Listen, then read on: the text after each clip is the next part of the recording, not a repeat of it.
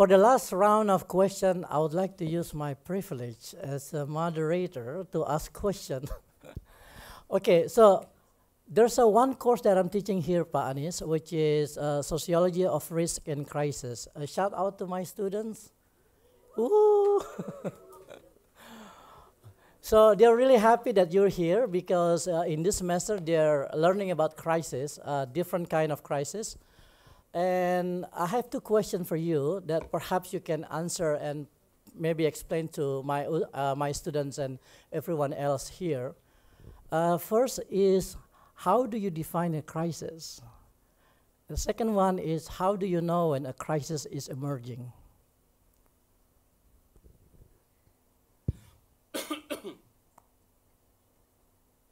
I'm not aware of the literature, so this is more of a experience-based response. So when our resources were stretched out, then we're facing a crisis situations. When your resources is still able to cope with the problem, then it is not a crisis. That's from my experience in Jakarta. So for example, when we have diseases and our hospital capacity meaning equipments, meaning human resources, is still able to handle, it is not yet a crisis. But if our hospital no longer able to handle, then it is a crisis, definitely. Same thing with other things. So look at your resources, and if you don't have capacity, then we are facing a crisis. I think we can see that in other area too. And then number two is something that is unpredictedly happen. Then we may be facing a crisis because we're not prepared, even though we have resources. But it happens at times that requires effort immediately. Give one example. You have a high-rise building on fire. That's a crisis situation. We have a capacity to handle the fire. However, it wasn't planned. I mean, there is no fire on our plan. So we're facing a crisis situations. So that's the kind of answer I would reply to you when it comes to crisis situations. And that's why it is important when you are in leadership that you uphold key values and define what is your values when you're managing large city, when you're managing large organization. Let me give you an illustration. If I manage 5 individuals as a leader, I will tell everyone this is the task you have to do. A, this is 1, 2, 3, 4 you have to do. Person B, this is the task. Person C, these are the tasks. D, E, and so forth. 5 individuals.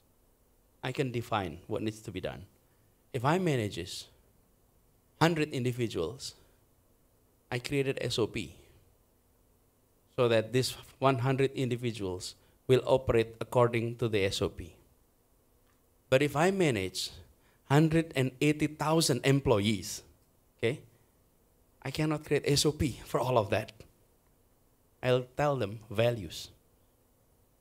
These are the values. The leaders of 100 individuals translate that into SOP. The leaders of 5 individuals will translate that into task.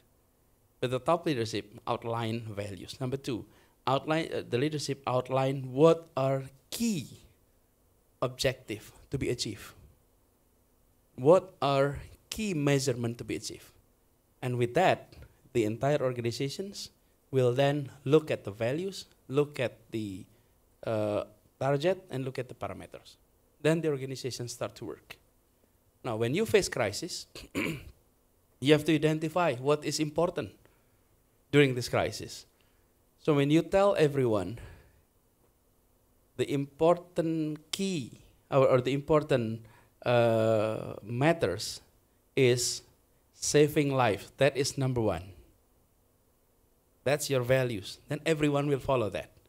But if you tell everyone, let's balance now, saving lives and saving money now, then people will have limbo. There is a time that you have to decide which is your priority.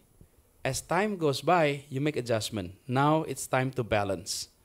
And then when the crisis started to be under control, then you put, okay, now recovery of the economy is the priority. But you have to really set that values, and then people, individuals in your organizations will follow. I hope I answered your questions. Thank you so much. Any other one or two questions? One, okay. Another one here and another one in the middle. Okay, these are two last questions before we end the lecture.